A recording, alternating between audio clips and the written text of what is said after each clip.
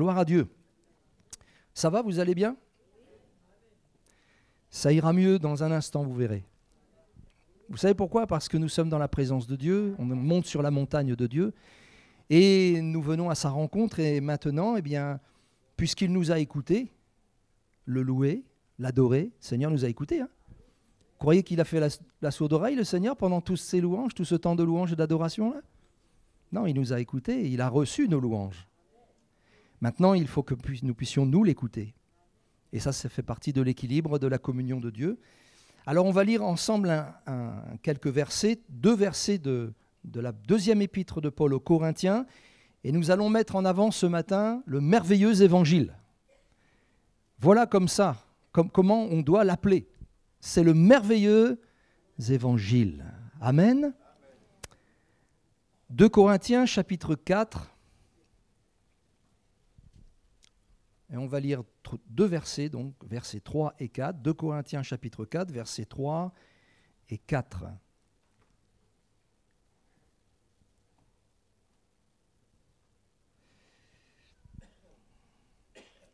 « 2 Corinthiens chapitre 4, verset 3. « Si notre évangile est encore voilé, il est encore voilé pour ceux qui périssent, pour les incrédules, dont le Dieu de ce siècle a aveuglé l'intelligence, afin qu'ils ne vissent pas briller la splendeur de l'évangile de la gloire de Christ, qui est l'image de Dieu. » Amen. L'apôtre Paul, lorsqu'il s'adresse à ces chrétiens, il est très clair. Il est très clair, il est très équilibré dans son enseignement, dans sa pensée, et il est en train de mettre en avant, en tous les cas, globalement, l'ensemble de l'humanité. Et elle est scindée en deux parties, cette humanité. Une partie des hommes qui y croient, qui ont ouvert leur cœur à Jésus-Christ, qui savent qu'il est venu sur la terre pour eux, qui l'ont reçu comme sauveur, qui se sont repentis de leurs péchés et qui s'en sont détournés et qui veulent vivre selon sa volonté, et ainsi ils trouvent vraiment le bonheur en le faisant. Ça, c'est une partie de l'humanité. Elle n'est que minoritaire. La majorité des gens, malheureusement, refusent de croire dans ce merveilleux évangile. Et pourquoi? Eh bien, l'apôtre Paul nous le dit. Parce que le Dieu de ce siècle a aveuglé l'intelligence. Mais qui est-il, le Dieu de ce siècle? Oh, on pourrait lui donner le nom biblique de Mammon. Mammon. Jésus a parlé de ce Dieu-là. Et Mammon, c'est le Dieu de l'argent. C'est tout ce qui gravite autour. C'est tout ce qui, malheureusement, aveugle des milliers de gens. Parce qu'ils ne vivent que pour, simplement, les choses passagères. On ne peut pas servir deux maîtres à la fois, dit Jésus. Le Dieu de ce siècle, c'est l'ennemi, c'est Satan. C'est celui qui tient les hommes dans l'incrédulité, loin de Dieu, et qui refuse qu'ils se tournent vers Dieu, parce qu'il sait que s'ils se tournent vers Dieu, alors ils seront bénis. Et c'est ce que nous avons fait. Nous nous sommes tournés vers Dieu, et comment sommes-nous ce matin? Nous sommes bénis. Nous sommes bénis. Cet évangile que nous prêchons chaque dimanche matin, chaque jour de semaine, que nous portons dans notre vie de tous les jours, que nous portons dans nos cœurs, et que nous voulons partager sans relâche, sans réserve, sans nous décourager, sans nous arrêter, cet évangile est merveilleux. C'est le merveilleux évangile. Le seul. Il n'y en a pas d'autre. C'est l'évangile de Jésus-Christ. C'est l'évangile de Dieu. C'est l'évangile du Seigneur. Cet évangile, certains l'ont appelé, nos pères dans la foi l'ont appelé l'évangile carré. L'évangile carré. Rassurez-vous, ce matin, ce n'est pas un nouvel évangile, l'évangile carré. C'est toujours le même, hein? C'est toujours le même. Mais pourquoi l'ont-ils appelé l'évangile carré? Parce que c'est l'évangile de l'équilibre. Regardez cette table qui est là. On lui enlève une patte, il reste 3 pattes. Qu'est-ce qu'elle va faire? Elle va tomber, déséquilibrée. Nous avons bien besoin de chercher, vous et moi, l'équilibre spirituel, n'est-ce pas? Et ce n'est pas dans les choses qu'on nous propose d'ici-bas qu'on le trouvera. C'est dans cet évangile qui nous vient d'en haut, qui nous vient de Dieu. Et c'est en Jésus-Christ qui nous a été donné. Nous avons besoin de chercher l'équilibre spirituel. Celui-ci est dans l'Évangile. Le terme carré se retrouve fréquemment dans la Bible. C'est un terme qui est souvent employé dans la Bible, dans l'Ancien Testament comme dans le Nouveau Testament d'ailleurs. Et le terme carré, donc, qui se retrouve fréquemment dans la Bible, ce mot sous-entend la solidité, la stabilité, l'uniformité. Quelque chose de stable. Donc c'est intéressant de mettre en parallèle avec le merveilleux Évangile la stabilité qu'il procure à nos vies. Je n'ai pas honte de dire ce matin que depuis que l'Évangile m'a été annoncé, que j'y ai cru, j'ai trouvé une forme d'équilibre dans ma vie. C'est mon témoignage, mais je suis sûr que le vôtre rejoint le mien, n'est-ce pas? Oui, nous avons trouvé l'équilibre. L'équilibre. Il y a dans l'Ancien Testament, on va juste prendre quelques minutes et revenir sur une brève description du temple. Le temple qui était le tabernacle de l'Ancien Testament, du temps du peuple d'Israël dans le désert. Ce tabernacle a été construit dès le début de sa sortie d'Égypte et nous savons que c'était une préfiguration de l'Église actuelle, de ce que nous sommes aujourd'hui. Et dans une brève description du temple, nous le trouvons mentionné dans les dimensions de l'autel des sacrifices, par exemple le terme carré. Il est dit dans Exode 27, verset 1er, « Tu feras l'autel de bois d'acacia, sa longueur sera de 5 coudées, sa largeur de 5 coudées. L'autel sera carré et sa hauteur sera de 3 coudées. » Cet autel des sacrifices, il représente la croix où notre Seigneur fut crucifié. C'était une préfiguration de la croix. Nous trouvons aussi l'autel des parfums dans le tabernacle, l'autel d'or. Cet autel des parfums de forme carrée, où il est dit dans Exode 37, verset 25, « Il fit l'autel des parfums de bois d'acacia, sa longueur était d'une coudée, sa largeur était d'une coudée, il était carré et sa hauteur était de 2 coudées. » La composition du parfum, par exemple, qui était brûlé sur l'autel, il était composé de 4 ingrédients. Si l'autel des sacrifices représente une image du Christ, et c'est vrai, c'est ce que l'on trouve dès qu'on franchit la porte du parvis, et on voit là l'autel des sacrifices, et c'est aussi pour vous et moi le lieu de rendez-vous pour que nous soyons ainsi réconciliés avec Dieu. Il faut passer par la croix. Et c'est le merveilleux Évangile qui nous enseigne cela. Passer par la croix, c'est venir à Jésus et ainsi lui donner notre vie, parce qu'il a donné la sienne pour nous. La composition du parfum odoriférant était composée de 4 ingrédients. Si l'autel des sacrifices représente donc l'image du Christ, satisfaisant aux besoins des hommes par l'offrande de sa vie, l'autel des parfums représente une typologie de Christ et cette réalité satisfait les besoins des croyants par la prière, l'adoration et le service. Y étaient brûlés des parfums pour l'Éternel notre Dieu. Et cet autel des parfums est une des significations spirituelles qui nous amène et qui nous parle de l'intercession du Seigneur. Ces parfums montaient vers le Père. Et il y a aussi dans le livre de la Révélation cette réalité des prières des saints qui montent vers le Seigneur, comme un parfum d'une agréable odeur. Et puis il y avait derrière cet autel des parfums le voile du temple, et ce voile représentait la nature humaine de Christ, son humanité, et n'oublions pas aussi sa divinité, de toute évidence, mais ce voile était suspendu à 4 colonnes en bois d'acacia, recouvertes d'or, elles aussi. Ces 4 colonnes représentent les 4 évangiles qui proclament le Christ, tous, sans exception, et le révèlent comme celui qui sauve, celui qui guérit, celui qui baptise du Saint-Esprit et celui qui revient. Amen.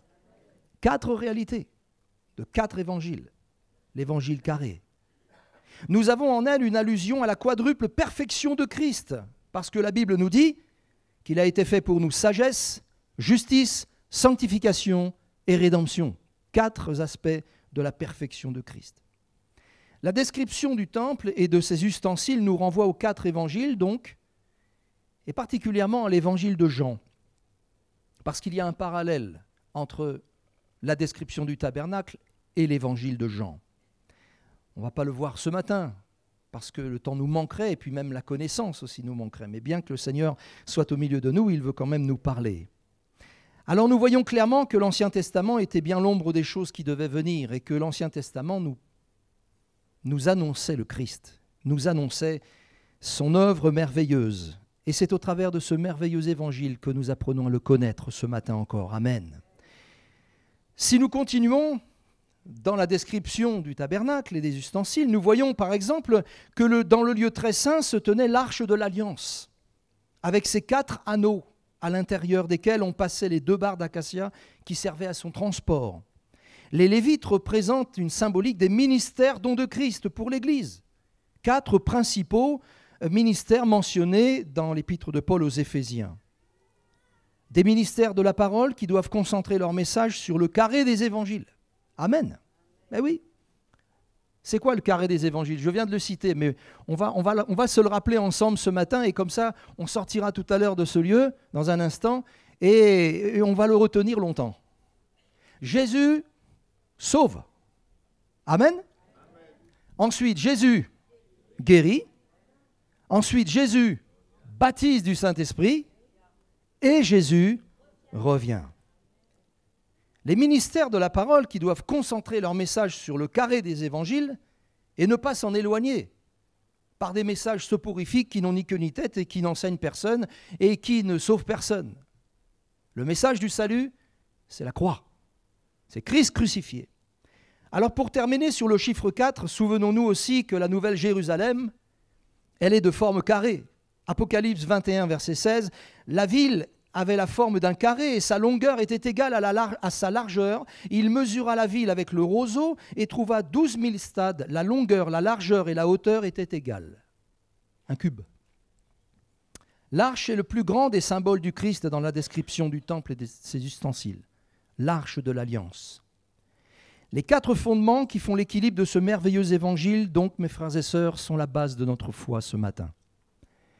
Et si quelqu'un est venu dans ce lieu et ne connaît pas l'Évangile, alors la première approche, mon ami, que tu peux avoir dans ce lieu et avec laquelle tu pourras aussi repartir tout à l'heure, cette première approche de l'Évangile, c'est que Jésus sauve, Jésus guérit, Jésus baptise du Saint-Esprit et Jésus revient. Nous sommes tous appelés à croire et à vivre l'Évangile que Dieu nous a donné en héritage. Je le répète, nous sommes tous appelés à croire et à vivre. Rappelons-nous de ce que Jésus a dit devant le tombeau de Lazare avant de le ressusciter. « Quiconque vit et croit en moi ne mourra point, mais il a la vie éternelle. » Alors, nous sommes tous appelés à vivre, à croire et à vivre. Croyons d'abord. Vous savez, pour pouvoir vivre, il faut déjà croire, hein, n'est-ce pas ?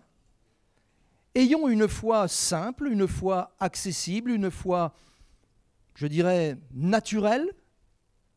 C'est Dieu qui nous la donne, hein, mais elle est naturellement exercée, je dirais, dans ces 4 réalités de l'Évangile.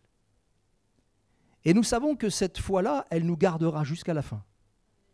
C'est vrai, hein ? On ne cherchera pas des nouveautés, on n'ira pas chercher, courir à droite, à gauche, des choses nouvelles. Tout est là. Premièrement, le salut. Puisque Jésus sauve. C'est certainement la chose la plus grande, hein, n'est-ce pas? Pourtant, nous ne négligeons pas toute la puissance que Jésus exerce pour guérir, pour baptiser de son esprit, et comment il va revenir lui-même avec puissance sur les nuées du ciel pour nous prendre avec lui. Vous êtes prêts? Nous sommes prêts? Are you ready? Parce que Jésus revient, hein? Il faut être prêt. Alors pour être prêt, il faut être sauvé. Il ne faut pas se dire, je vais voir après, je vais réfléchir, je vais me donner un petit moment, un petit temps, une petite réflexion. Non. Non, si aujourd'hui, tu entends sa voix,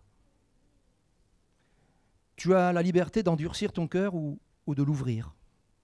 Mais si tu ouvres ton cœur à la voix de Jésus qui te parle et qui te dit, viens à moi, tu seras sauvé. Oui, tu seras sauvé là, maintenant, si tu le fais. Vous savez, peu après le jour de la Pentecôte à Jérusalem, Pierre et Jean déclarèrent devant le grand conseil des Juifs, le Sanhédrin, et ils déclarèrent ensemble cette vérité, elle est posée comme un fondement. Jésus est la pierre rejetée par vous qui bâtissez et qui est devenue la principale de l'angle. Il n'y a de salut en aucun autre, car il n'y a sous le ciel aucun autre nom qui ait été donné parmi les hommes et par lequel nous devions être sauvés. Jésus est le seul sauveur. Et ce merveilleux évangile qui nous a été donné met en évidence, met en valeur ce merveilleux sauveur qu'est Jésus. Le merveilleux évangile qui peut sauver parfaitement tous ceux qui croient et qui vivent en Christ. Vous savez, l'apôtre Paul dira dans son épître aux Romains, au chapitre 1er, je voudrais la lire pour vous parce qu'elle est dans une version différente, la version Parole de vie, où il est dit « Car je n'ai pas à rougir de l'évangile.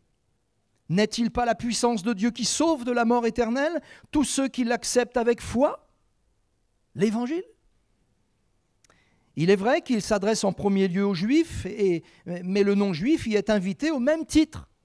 C'est-à-dire que vous et moi, ce matin, tous sans exception, Dieu nous aime et Dieu nous appelle. Et il est dit, voilà ce que cet évangile nous révèle, ce merveilleux évangile. Il nous révèle que Dieu déclare juste chacun si nous nous plaçons avec confiance en lui et si nous apprenons comment cette justice que Dieu nous attribue, elle est née de la foi et elle la fait grandir. Ainsi qu'il est écrit, celui qui place sa confiance en Dieu sera déclaré juste devant lui et sa foi sera pour lui une source de vie. Amen. Alors il a raison, l'apôtre Paul, de dire, mais je n'ai pas à rougir de l'évangile que je prêche.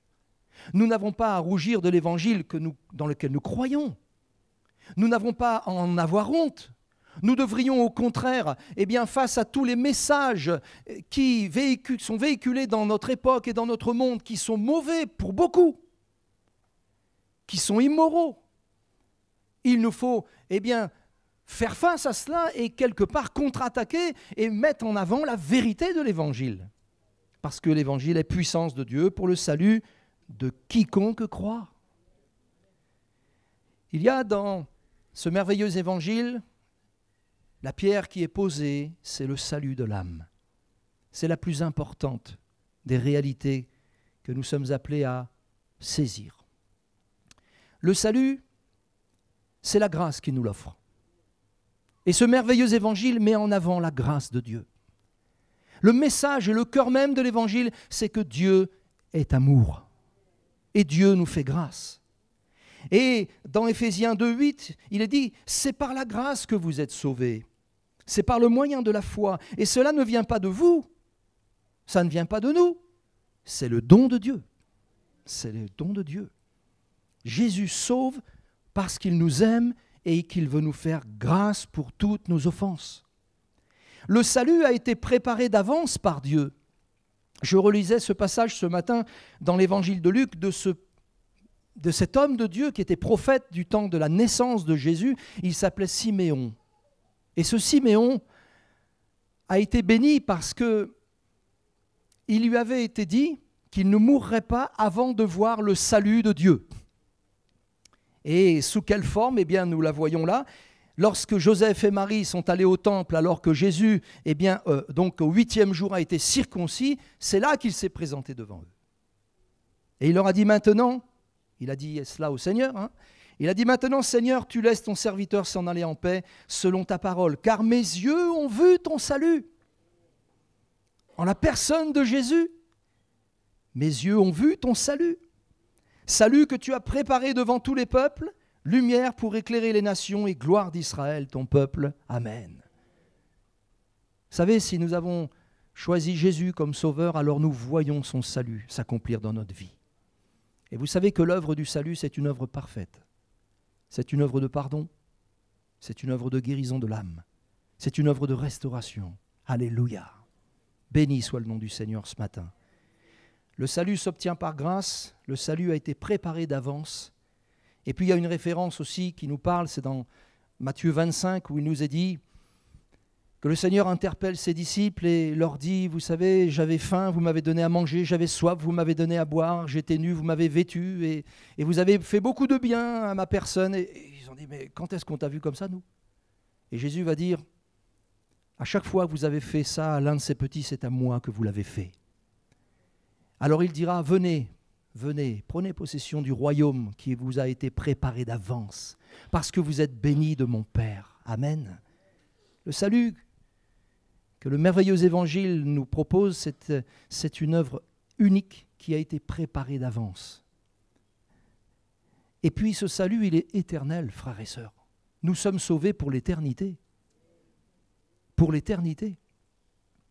On n'est pas sauvé pour 10 ans de notre vie, on n'est pas sauvé pour 20 ans de notre vie, on n'est pas sauvé pour une partie seulement de notre vie ou même de notre éternité. Nous sommes sauvés pour l'éternité. Ça veut dire que lorsque nos yeux vont se fermer un jour, notre âme, directement, en même instant, sera avec le Seigneur. Et elle sera avec Dieu pour toujours. Car l'Épître aux Hébreux nous dit ceci, Christ est devenu pour tous ceux qui lui obéissent l'auteur d'un salut éternel. Amen. Alors Jésus sauve. Gloire à Dieu. Jésus guérit. Gloire à Dieu. La guérison, c'est Jésus qui a le pouvoir de la manifester, de l'accomplir dans nos vies. Et Jésus seul. C'est lui le divin médecin. Vous savez, il est dit dans l'évangile de Luc, chapitre 6, verset 19, « Toute la foule cherchait à le toucher, à toucher Jésus, parce qu'une force sortait de lui et les guérissait tous. » Alléluia. Et comme Jésus est le même hier, aujourd'hui et éternellement, ça veut dire que de la même manière que ceux qui ont vécu il y a bien longtemps de nous, nous pouvons, comme eux, nous approcher du Seigneur et lui réclamer ce que nous avons besoin, que ce soit dans notre âme, dans notre esprit ou dans nos corps, et le laisser agir et nous guérir, parce que Jésus guérit. C'est le merveilleux évangile qui nous le rappelle ce matin encore. Une guérison du corps, quelle qu'en soit la maladie, c'est peut-être votre réalité. La Bible nous déclare ceci, « Cependant, ce sont nos souffrances qu'il a portées. » Qui ? Jésus. C'est de nos douleurs qu'il s'est chargé. Nous l'avons considéré comme puni, frappé de Dieu et humilié. Mais il était blessé pour nos péchés, brisé pour nos iniquités. Le châtiment qui nous donne aujourd'hui la paix, il est tombé sur lui. Et au lieu de tomber sur nous, il est tombé sur lui. Le châtiment qui est les conséquences du péché, de la désobéissance. Nous sommes pécheurs. Mais le châtiment qui nous donne aujourd'hui la paix intérieure, il est tombé sur Christ.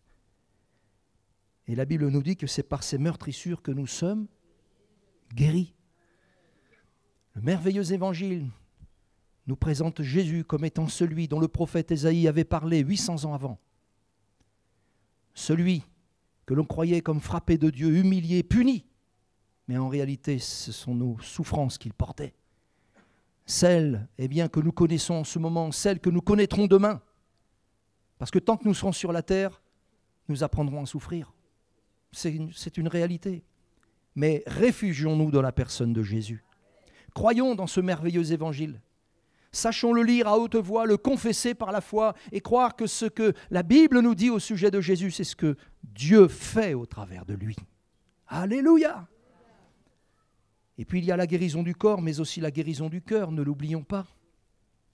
C'est certainement un domaine aussi difficile pour nos contemporains, domaine médical, qui fait ce qu'il peut, qui travaille, qui cherche, mais qui est aussi conscient de connaître ses limites. Nous bénissons Dieu pour la médecine. Nous bénissons Dieu pour les progrès de la science. Et que le Seigneur donne encore et encore de la connaissance. Mais nous savons, au fond de nous, comme c'est inscrit dans notre conscience, que celui qui nous guérit, c'est l'Éternel. C'est Dieu qui nous guérit, quel que soit le moyen qu'il emploie. Il peut nous guérir instantanément, en réponse à la foi que nous aurons mis dans sa parole. Et ce matin, c'est possible. Il peut nous guérir au travers des soins médicaux et des protocoles médicaux. Ça aussi, c'est ce que Dieu fait. Dieu est bon, mes frères et sœurs. Mais l'évangile, ce merveilleux évangile nous déclare Jésus comme étant celui qui sauve et celui qui nous guérit. Je veux dire par là que personne d'entre nous ce matin ne doit se résigner ou alors se dire « je suis comme ça, j'y resterai, si je suis malade, il faudra que je l'accepte ». Non. Il faudra certes l'accepter, mais pas se résigner. L'accepter, c'est de dire « je ne vais pas rester sans rien faire, je vais prendre les armes et je vais combattre. Et je vais prendre la parole de Dieu. Et si je souffre, le Seigneur m'en délivrera. » Eh oui, c'est ça, parce que beaucoup de gens sont prêts à croire cela, ils débutent bien dans leur foi, et puis au bout d'un moment, ils baissent les bras catégoriquement. Ils ne croient même plus dans la guérison divine, et des fois, ils sont souffrants, ils ne viennent même pas à l'imposition des mains. Ah non, nous croyons dans ce merveilleux évangile, nous ne voulons pas laisser le Dieu de ce siècle nous aveugler et nous en priver de cette splendeur. Il y a la puissance de Dieu, et il y a des promesses dans ce merveilleux évangile, il y a des promesses vivantes pour vous et moi, pour notre vie d'aujourd'hui. Amen. Jésus a dit, l'Esprit du Seigneur est sur moi parce qu'il m'a oint pour annoncer la bonne nouvelle aux pauvres. Il m'a envoyé pour guérir ceux qui ont le cœur brisé. Jésus a été envoyé sur la terre des hommes pour guérir ceux qui ont le cœur brisé, pour proclamer aux captifs la délivrance, pour faire que les aveugles recouvrent la vue, pour envoyer libres les opprimés, ceux qui subissent l'oppression permanente, et pour publier une année de grâce du Seigneur. Voilà le merveilleux évangile que nous partageons et dans lequel nous croyons ce matin. Jésus sauve, Jésus guérit, Jésus baptise du Saint-Esprit. Nous le croyons, nous l'avons expérimenté pour beaucoup, hein ? Mais tous ne l'ont pas expérimenté, et pourtant il faut que vous l'expérimentiez. Parce que ça fait partie de l'équilibre de la vie avec Jésus. Parce que ça fait partie des promesses que Jésus a faites à son Église. Celui qui nous baptise de l'Esprit, c'est Jésus. C'est déclaré. Jean le Baptiste a dit ceci, « Je ne le connaissais pas, mais celui qui m'a envoyé baptiser d'eau, et qui est celui qui a envoyé Jean-Baptiste baptiser d'eau dans les eaux du Jourdain d'un baptême de repentance? C'est Dieu le Père. » Et il va dire, celui qui m'a envoyé baptiser d'eau, celui-là m'a dit, celui sur qui tu verras l'Esprit descendre et s'arrêter, c'est celui qui baptise du Saint-Esprit. Et vous savez, nous avons les Écritures et nous voyons Jésus là sortir des eaux du Jourdain avec Jean-Baptiste. Et il vient d'être immergé complètement dans les eaux du Jourdain. Il accepte, lui le Fils de Dieu, de se soumettre à la justice de Dieu. Il prend son baptême. Et lorsqu'il ressort, la Bible nous dit qu'une colombe descend et elle se pose sur lui. Et une voix se fait entendre du ciel. Tous l'ont entendu, cette voix puissante. C'est la voix de Dieu.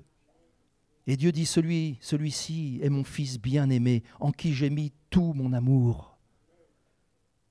Et Jean-Baptiste va rendre témoignage en disant, celui qui m'a envoyé pour baptiser m'a dit, celui sur qui tu verras la colombe se poser, c'est lui qui baptise du Saint-Esprit. Alors nous avons la même vision que Jean, sauf qu'on ne l'a peut-être pas vécu comme lui l'a vécu, mais nous l'avons autant que lui, n'est-ce pas? Ça veut dire quoi? Ça veut dire que mon ami, mon frère, ma sœur, vous et moi, nous avons besoin du Saint-Esprit dans notre vie. Nous voulons vivre le baptême du Saint-Esprit. Faisons une priorité de cette prière, de cette requête.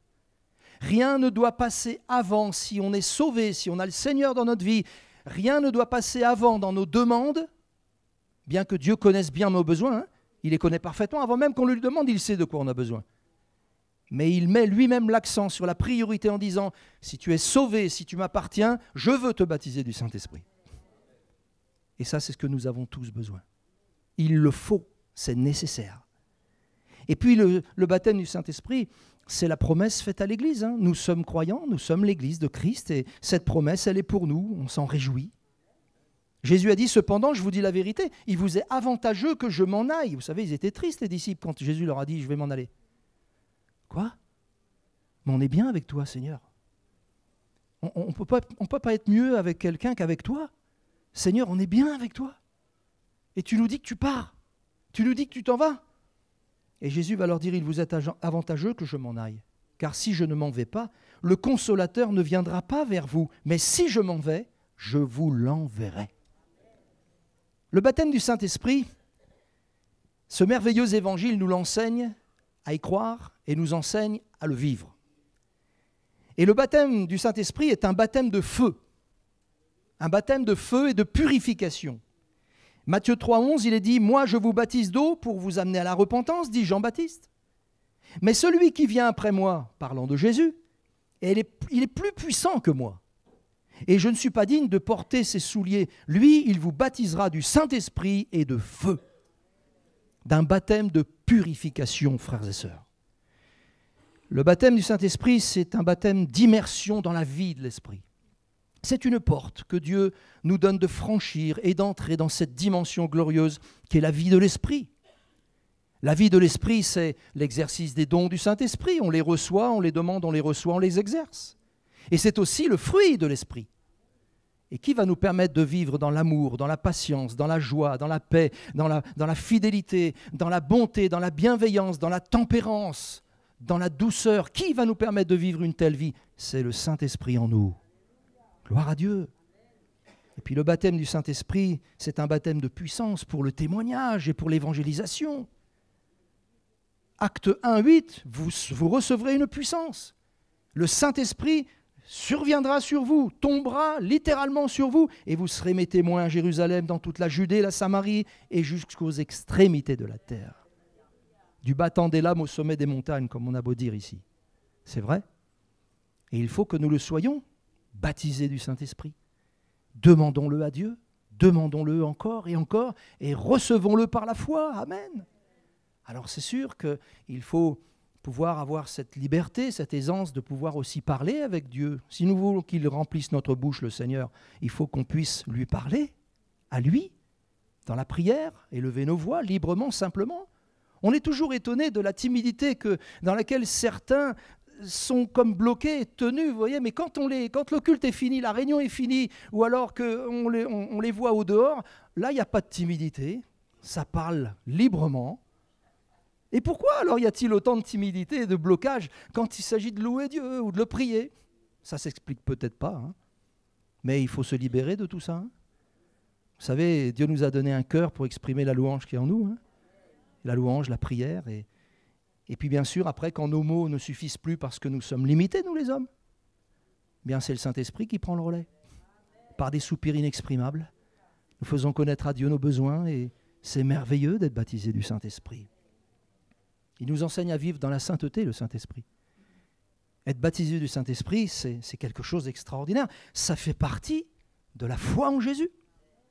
Jésus sauve, Jésus guérit, Jésus baptise du Saint-Esprit. Et dernier point, je termine, Jésus revient. Croyez-vous au retour de Jésus? Ouais, amen. Oui, amen, on croit dans le retour de Jésus. Merveilleux retour de Jésus. Ce merveilleux évangile nous parle, nous sensibilise, nous rappelle que le retour de Jésus est imminent. Jésus a dit, lorsque je m'en serai allé et que je vous aurai préparé une place, je reviendrai. Je reviendrai. Et je vous prendrai avec moi, afin que là où je suis, vous y soyez aussi. Vous savez, la vie en général, notre vie, la vôtre, la mienne, elle est belle, la vie. Je ne vais pas dire, elle n'est pas belle, la vie. Vous allez me dire, frère, il y a un problème là chez toi. Non, la vie est belle.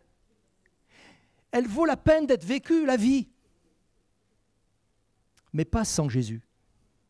Avec Jésus. Qu'est-ce qu'elle est valable, la vie, avec Jésus? Parce que vous savez, notre vie, elle est très courte. Hein.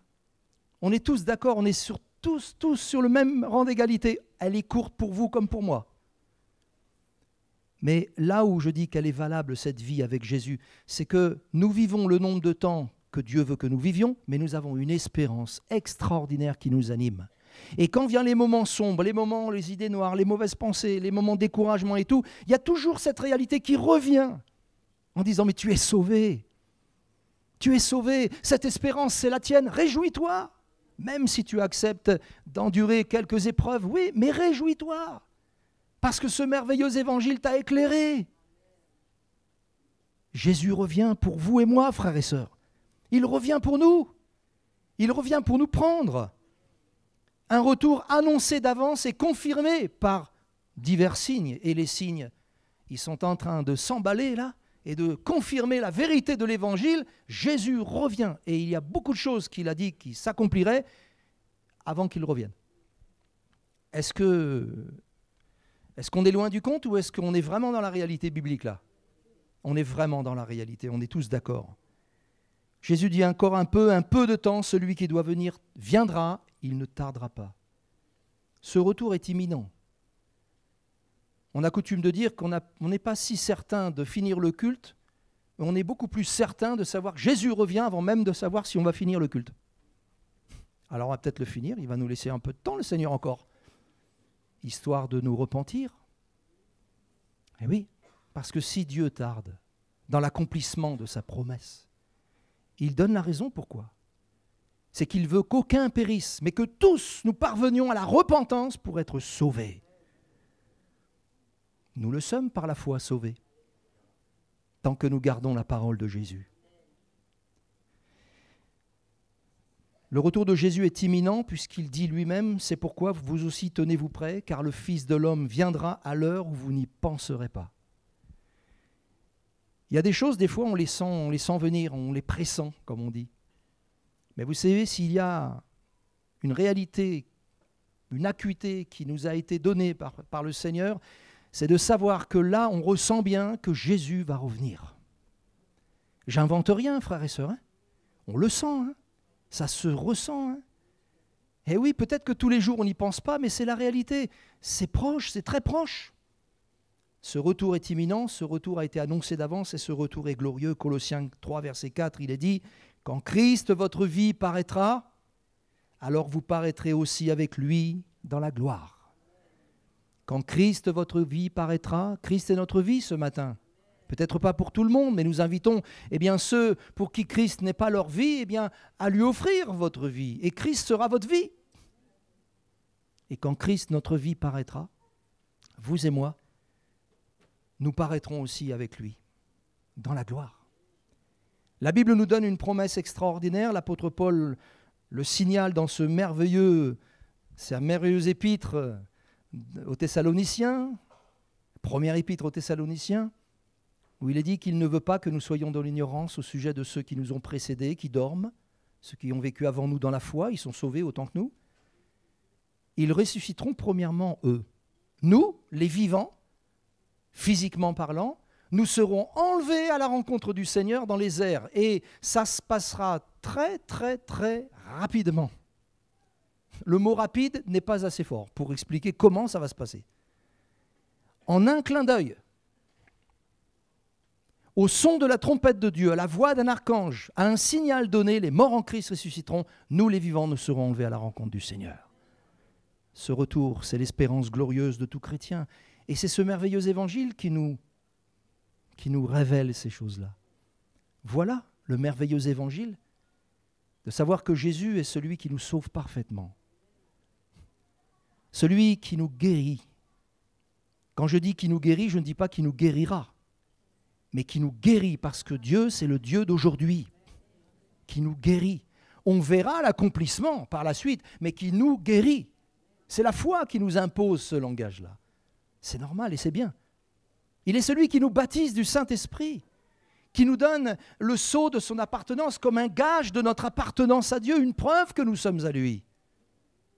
Comme une avance en quelque sorte, une avance de ce que nous allons vivre avec lui pour toujours. Nous avons besoin de vivre le baptême du Saint-Esprit dans nos églises de Pentecôte. Et nous savons aussi que Jésus revient. Alors, vous connaissez par cœur le carré de l'Évangile maintenant. On y va ensemble et on rend grâce à Dieu. Premièrement, Jésus sauve. Jésus guérit. Jésus baptise du Saint-Esprit et Jésus revient. Amen.